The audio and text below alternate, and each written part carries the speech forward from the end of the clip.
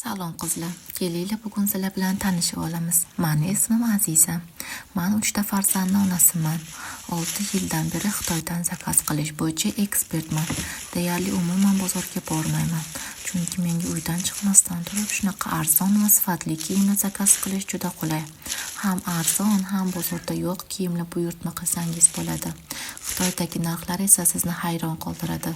Siz ham agar meni kursimda o'qib shunaqa zo'r neobichniy bozorda yo'q kiyimlar zakaz qilishni o'rgansangiz, 100% javob beraman. Siz ham menga o'xshab bozorga borishni unutib qo'yasiz.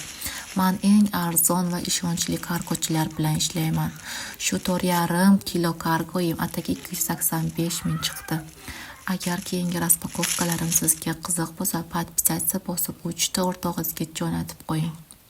Keyingi raspakovkamda kiyimlar necha puldan zakaz qilganimni ham yozib qo'yaman.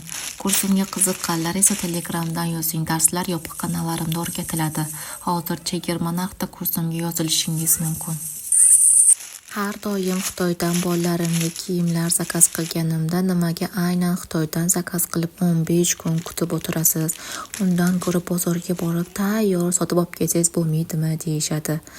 15 kun kutganimga yarasha sifati chunki zo'r keladi, ham arzon keladi. Bozorga borsam har bitta oddiy detskiy kiyimlar ham falon pul turadi. O'zimizning O'zbekistonning kiyimlari. Xitoyda esa masalan shu dvoyka 130 ming, 140 ming chiqishi mumkin. O'zimizda 280 ming, 300 ming sotishadi. Shuning uchun menga Xitoydan zakaz qilish qulay. Ishdan oldin hamma oyijonlar hozir bolalarimga kiyim qilishim kerak deb o'ylab yurgan bo'lsanglar, ayni vaqti hozir. Chunki 11 aksiyasi ketyapti Xitoyda. 11-noyabrgacha platformani oldida 50% chegirmalar, kurtka deysizmi, shapka deysizmi, dvoykalar deysizmi, qishga qalin hamma narsani 50% narxda chegirma narxda olsanglar bo'ladi.